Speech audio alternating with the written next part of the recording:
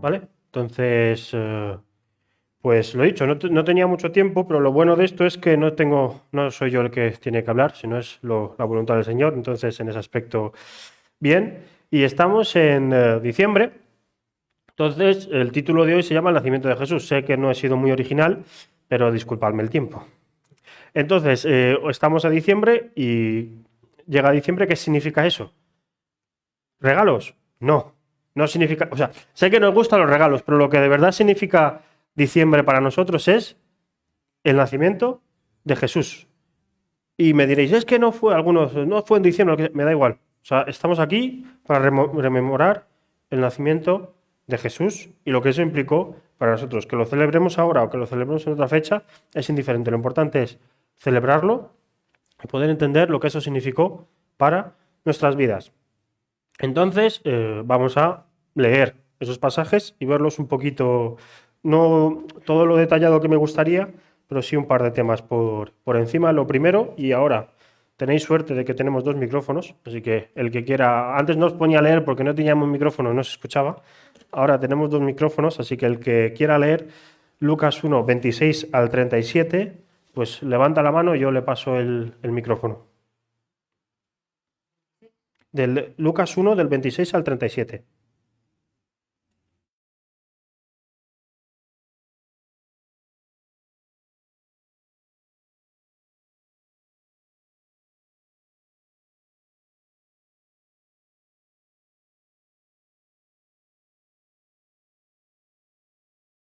Hola, hola. Pues, ay, Se me perdió ahora.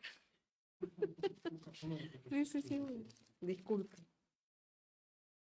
Se me pegó la. Bueno. Lucas 26, Lucas 1, 26, 37. Anuncio del nacimiento de Jesús.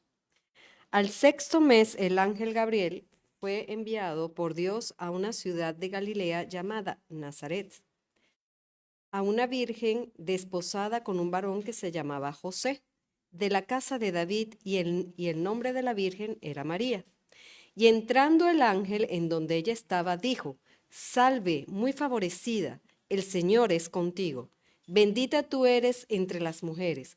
Mas ella, cuando le vio, se turbó por sus palabras y pensaba qué salutación sería esta.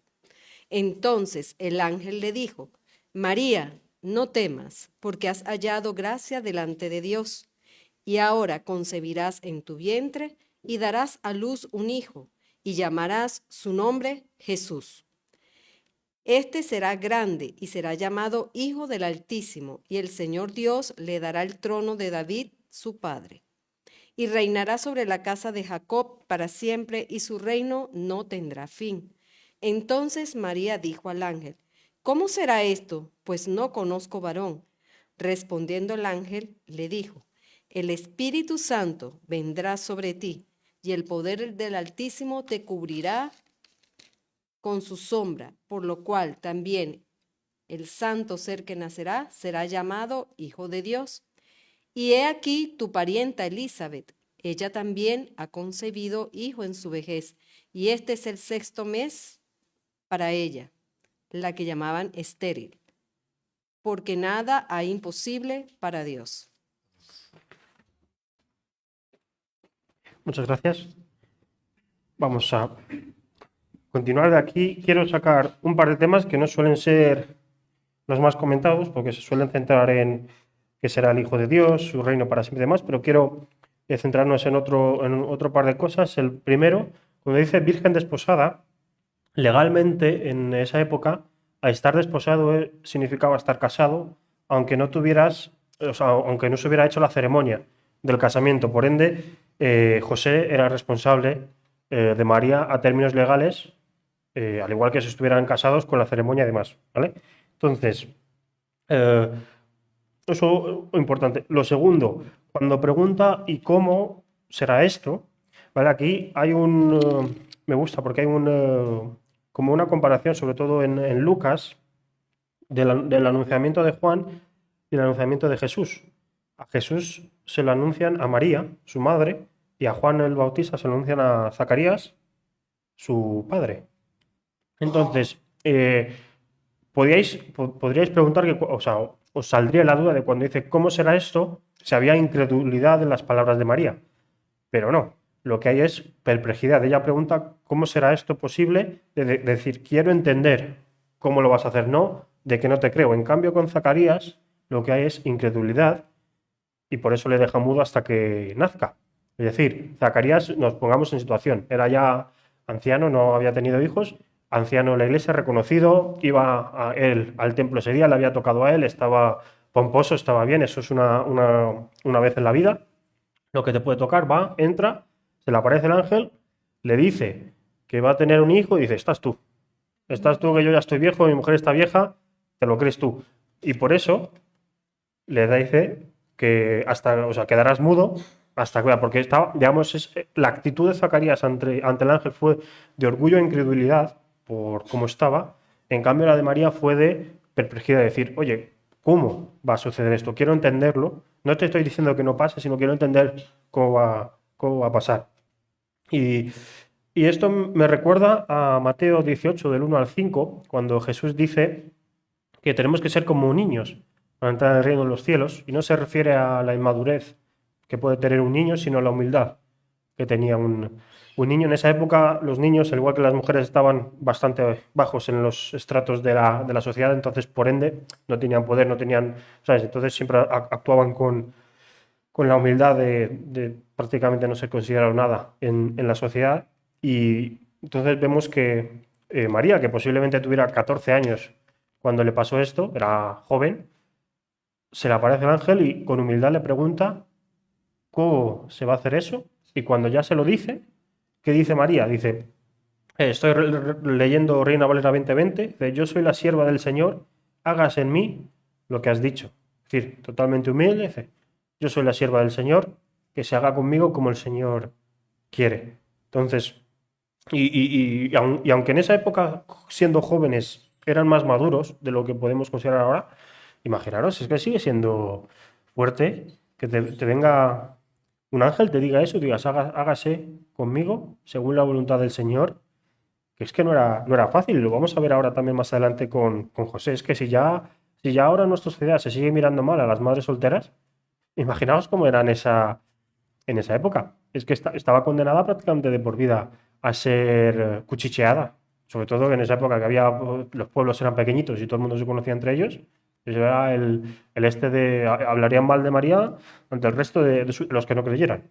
Luego también hubo gente que al ver la vida de Jesús creyó a María y efectivamente dijo que no había quedado embarazada por no haber respetado su virginidad, sino por el Espíritu Santo. Y continuando con la historia, vemos ahora también la parte de José, que está en Mateo 1, del 18 al 25, si alguien quiere leerlo. Mateo 1, del 18 al 25. Vale.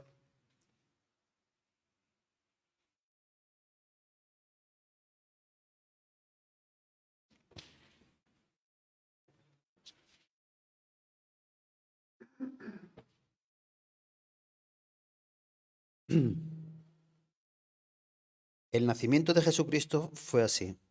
María, la madre de Jesús, estaba comprometida con José, pero antes de unirse como esposos, se encontró que ella había concebido del Espíritu Santo. José, su marido, era un hombre justo y quiso dejarla secretamente, pues no quería denigrarla. Mientras José reflexionaba al respecto, un ángel del Señor se le apareció en sueños y le dijo: José, hijo de David, no temas recibir a María, tu mujer, porque su hijo ha sido concebido por el Espíritu Santo. María tendrá un niño a quien pondrás por nombre Jesús, porque él salvará a su pueblo de sus pecados. Todo esto sucedió para que se cumpliera lo que el Señor dijo por medio del profeta.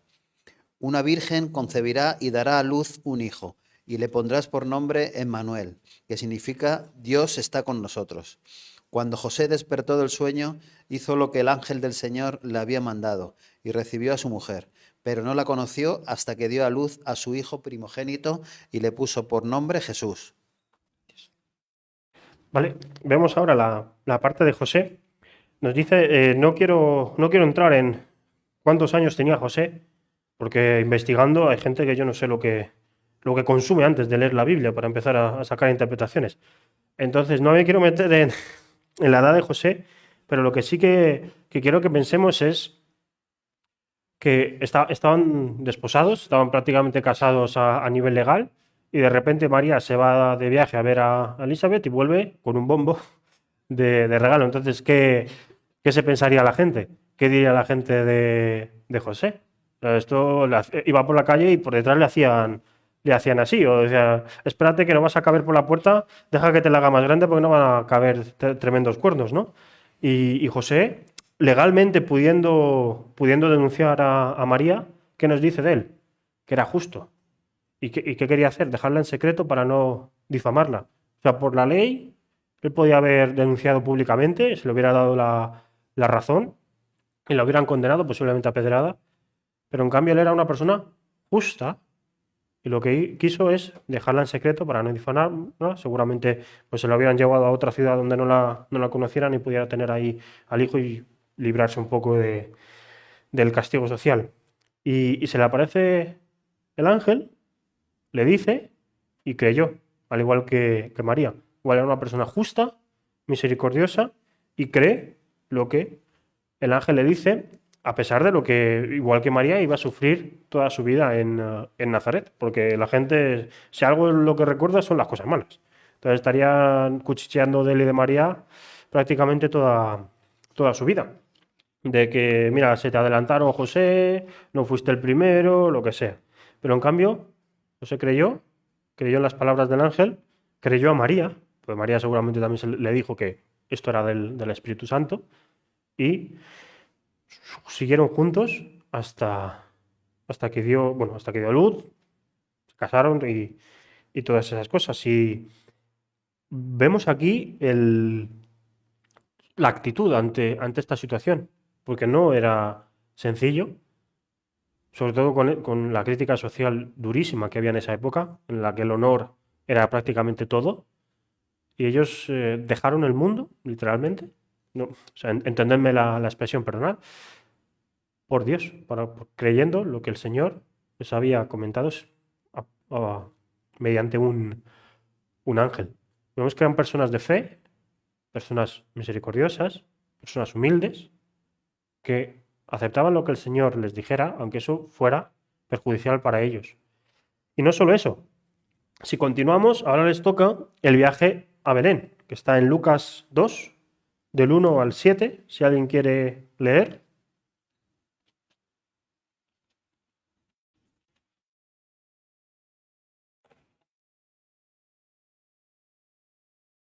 Lucas 2, del 1 al 7.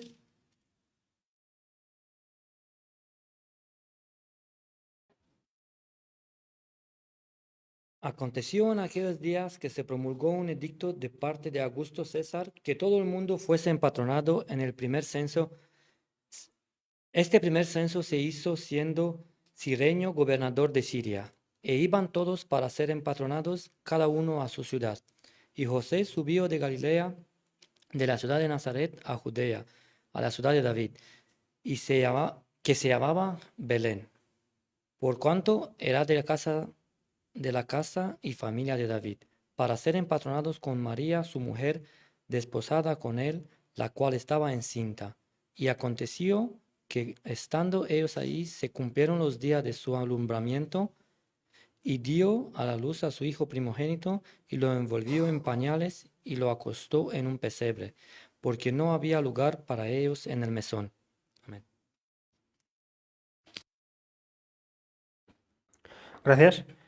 Y vale, para ponernos un poco en situación, lo tengo aquí, sí, esta es la distancia de Nazaret a Belén, aquí ¿dónde está Nazaret?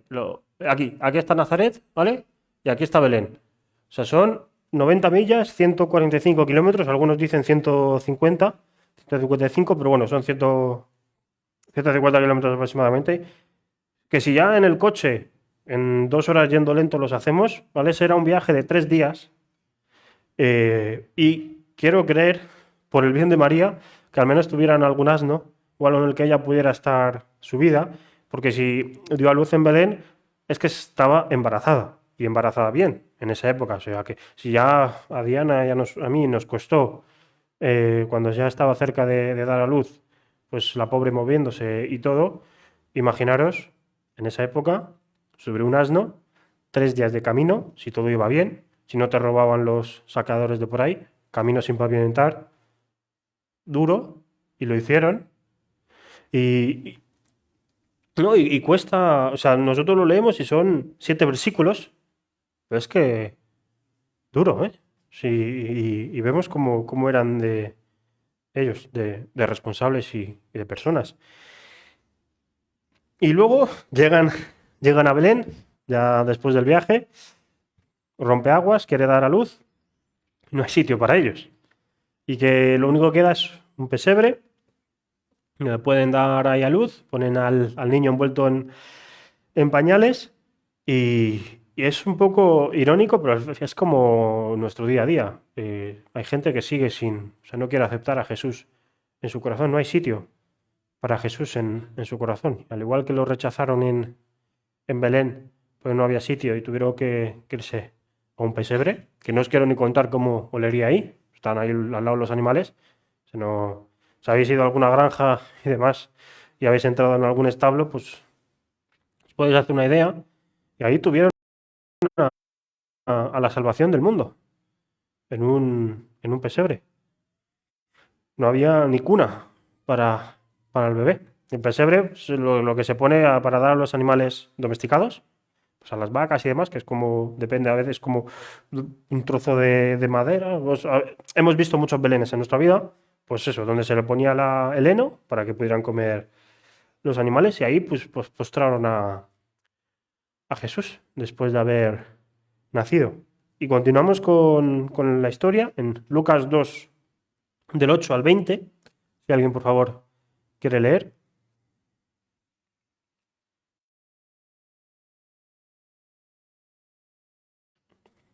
Lucas 2, del 8 al 20.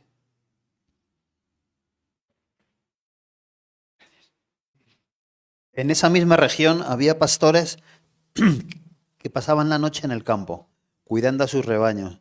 Y allí un ángel del Señor se les apareció y el resplandor de la gloria del Señor los envolvió. Ellos se llenaron de temor, pero el ángel les dijo, no teman, que les traigo una buena noticia, que será para todo el pueblo, motivo de mucha alegría. Hoy en la ciudad de David les ha nacido un Salvador, que es Cristo el Señor. Esto les servirá de señal. Hallarán al niño envuelto en pañales y acostado en un pesebre. En ese momento apareció junto con el ángel, una multitud de las huestes celestiales, que alababan a Dios y decían, Gloria a Dios en las alturas, y en la tierra paz a todos los que gozan de su favor. Cuando los ángeles volvieron al cielo, los pastores se dijeron unos a otros, vayamos a Belén y veamos esto que ha sucedido, y que el Señor nos ha dado a conocer. Así que fueron deprisa y hallaron a María y a José, y el niño estaba acostado en el pesebre. A ver al niño, contaron lo que les había dicho acerca de él. Todos los que estaban escuchando quedaron asombrados de lo que decían los pastores, pero María guardaba todo esto en su corazón y meditaba acerca de ello. Al volver, los pastores iban alabando y glorificando a Dios por todo lo que habían visto y oído, pues todo había sucedido tal y como se les había dicho. Es que está la versión. No pasa nada, muchas gracias. Y aquí me gustaría hacer la comparación entre los pastores y los magos, porque ambos fueron a ver a Jesús, pero los primeros fueron los pobres, los humildes, los pastores, que estaban ahí por la noche cuidando de las ovejas. Por la noche es cuando más cuidado tenían que tener, porque era cuando había más depredadores, se veía menos. Y se les aparece el ángel. Si fijáis, siempre que se aparece un ángel, dice no temáis. La razón por la que no temáis es porque los ángeles no eran personitas con alas, ¿vale? Si intentamos dibujar una versión realista de lo que es un ángel según lo que dice la Biblia, te da mucho miedo. ¿Vale? No lo he querido poner porque no lo he querido poner en la presentación porque no encontraba, o sea, tenía que haber estudiado exactamente si la imagen que veía se correspondía con la Biblia y no me dio tiempo. Pero si buscáis por internet, son cosas muy raras. O sea, es normal que lo primero que digan es no temáis, porque lo primero que te sale a ti como persona es acurrucarte en posición fetal a esconderte de él, porque pues terrible.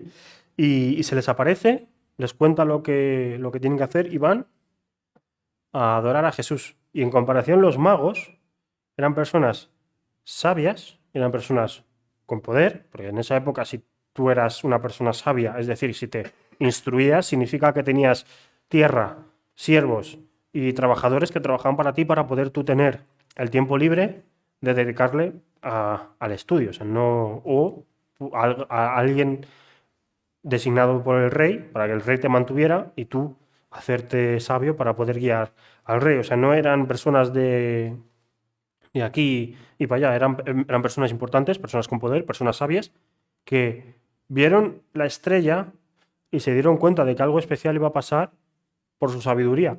Pero aún así, llegaron tarde, porque los primeros fueron los pastores por el anunciamiento del ángel. Y yo esto lo veo como cuando pienso convertir a una persona, intentar hablarle, intentar sacar los mejores argumentos, pero al final si el Espíritu Santo no toca el corazón de esa persona, nosotros poco vamos a poder hacer.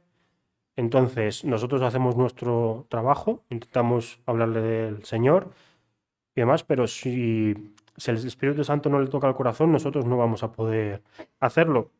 Y como yo veo esto es que por, por sabiduría y por estudio tú te puedes acercar al Señor, y efectivamente es lo que debemos hacer, pero eso, si no hay Espíritu Santo de por medio, no te puedes asegurar el acercarte al Señor. O sea, tu sabiduría te puede llegar a entender o a querer entender a Dios, pero si no es del Espíritu Santo, no vas a creer del todo. Primero llegaron los pastores y luego los magos. Y el segundo tema que yo veo es nosotros que creemos en Dios, hemos sido tocados por el Espíritu Santo para creer, pero también nuestro deber es seguir estudiando las Escrituras, seguir aprendiendo al igual y ser considerados sabios como eran los magos, para poder entender mejor la voluntad del Señor. Porque perfectamente el Señor se nos puede aparecer y que se haga y decirnos, al igual que les dijo a los pastores, lo que quiere que haga, pero también tenemos la Biblia y ahí está su voluntad por escrito y nuestro deber como tal es leerla, hacernos sabios en ella para poder ver exactamente cuál es su voluntad, qué es lo que quiere para nuestra vida y cómo poder aplicarlo. Y esto me gusta, o sea, y he podido profundizar poco en él, pero hay tantas cosas en 2 capítulos y medio, o sea, un capítulo y medio, porque ya segunda de Lucas, desde el 21 empezamos con la presentación. O sea, hay tantas cosas que ver, estudiar y entender del nacimiento de Jesús que es que se ve la obra de Dios ahí, desde el principio hasta el final y cómo les protegió por el camino, cómo les ayudó a resistir y también la fe de las personas. Y vemos cómo María guardaba todas estas cosas en su corazón y las meditaba. Vemos la fe que tenía ella y nosotros, y lo considero un problema, es que los protestantes, por culpa del catolicismo, de alguna manera hemos querido ignorar a María o no darle todo el mérito que tiene para no caer en la mariología, pero hay que ver a su figura sin los prejuicios que tenemos, o sea, sin todo lo que hay detrás, para ver lo que de verdad fue, y no tenemos el derecho de quitarle el mérito de que, siendo una niña de 14 años, se le presentó el Señor, le dijo, soy tu sierva, haz lo que quieras conmigo, llevó en su vientre al Hijo de Dios, nació, lo cuidó y también vio su pérdida, y todo eso sin perder la fe. Y por supuesto no caemos en las doctrinas de adoración a María y demás, pero sí que es bueno verla, estudiarla, no sin darle atributos que no tiene, por supuesto, pero sí que ver su figura y darle el mérito que se merece al fin y al cabo, porque no fue sencillo y como dije, tanto José como ella, toda su vida tuvieron, cuando volvieron a Nazaret, toda su vida tuvieron esa carga y sí, la gente creyó, pero había otra gente que no creyó y era un estatus social, les afectaba. sobre todo en esa época, y aún así se mantuvieron fieles al Señor y pudieron criar a Jesús. Vemos más adelante pues, que el niño cada vez crecía más en altura y también en sabiduría. Y eso también es parte de los padres que tuvo. Vemos, tuvo una madre humilde, con fe, un padre adoptivo también humilde, justo, misericordioso, y no me cabe la menor duda que enseñó bien a Jesús, además de todo lo que Jesús supo por ser hijo de Dios, y lo importante que fueron ellos. Y quiero acabar con Juan 3, del 16 en adelante, y este nos lo sabemos todos, pero vamos a meditar un poco en el Juan 3, del 16 en adelante hasta el 21, porque de tal manera amó Dios al mundo que ha dado a su Hijo único para que todo aquel que en él cree no se pierda, sino que tenga vida eterna. Dios no envió a su Hijo al mundo para condenar al mundo, sino para que el mundo sea salvo por él. El que en él cree no es condenado, pero el que no cree ya ha sido condenado, porque no ha creído en el nombre del Hijo único de Dios. Y esta es la causa de la condenación, que la luz vino al mundo, pero los seres humanos amaron más las tinieblas que la luz, porque sus obras eran malas. Todo aquel que hace lo malo detesta la luz, y no viene a la luz, para que sus obras no sean puestas al descubierto. Pero el que practica la verdad viene a la luz, para que se ponga de manifiesto que sus obras son hechas en Dios. O sea, tanto nos amó Dios, es que pongámoslo en perspectiva, porque tanto nos amó que dio a su Hijo unigénito para que muriera por nuestros pecados. O sea, yo me pongo en la situación de Dios y yo en primer lugar ni nos hubiéramos creado. O sea, yo no, a los seres humanos no nos hubiera creado porque telita los problemas que han dado. Pero tanto nos amó Dios que no solo nos creó, sino nos dio libre potestad para elegir. Y viendo que nosotros no hacíamos lo correcto, porque amábamos las tinieblas y por ende estábamos alejados de Él, da a su Hijo unigénito para ser ejemplo en el mundo, es decir, presente como nosotros con un cuerpo humano para que la gente lo pudiera ver, y lo que hace la gente es lo crucifica en un madero, maldito el que muere crucificado en un madero, sacrificado por nuestros pecados. Y cuando tú ves esto y lo quieres entender, es que Dios es amor. O sea, es que no, lógicamente yo no haría, o sea, no puedo entender el por qué lo hizo. Si quiero pensar, porque es que, o sea, ¿qué somos nosotros ante Dios? Y sacrifica a su Hijo libre de pecado para que nosotros podamos ser justificados. Y es maravilloso, o sea, estar agradecidos a Dios y todo lo que eso implica. Y ahora en estas fechas, que pues va a haber la familia, va a venir todo el mundo y demás, no olvidemos el verdadero foco, que es Jesús, no olvidemos lo agradecidos que debemos estar, porque el mayor regalo fue el mismo, que se dio por nosotros para poder ser salvos. Y es que, o sea, yo no me entra, es maravilloso, o sea, decir, ¿por qué? Y es por amor, tal cual, porque Dios nos ama y si y es que si vemos nuestras obras estaríamos más lejos aún de lo que estaban ellos. Y aún así, Dios nos amó para poder acercarnos y es realmente maravilloso. Entonces, en este tiempo, cuando se repartan regalos, y lo bueno de aquí es que se reparten 2 veces, Navidad y Reyes, cosa que está muy bien. Y ya si eres rumano, pues te reparten 3, porque está 6 de diciembre San Nicolás, Navidades, o sea, rumano en español, y luego Reyes. O sea, está encantado. Pero no nos olvidemos de que el verdadero regalo no es material, sino es el sacrificio de Jesús en la cruz por nosotros, para poder nosotros ser salvos. Y es que eso te cambia la vida. Y no quiero profundizar más ni hablar más, pero es un cambio. El ser conocedor de eso es un cambio para ti, para tu vida y cómo debes comportarte después de conocer eso y las implicaciones que tiene. Pero eso ya son temas para otro mensaje. Ahora que estamos en Navidad, recordemos, rememoremos el nacimiento de Jesús, apreciemos el sacrificio que tuvieron que hacer María y José para poder llevar al niño al mundo, el sacrificio de Dios al morir en la cruz por nosotros, y estamos felices porque gracias a ello podemos ser salvos. Muchas gracias.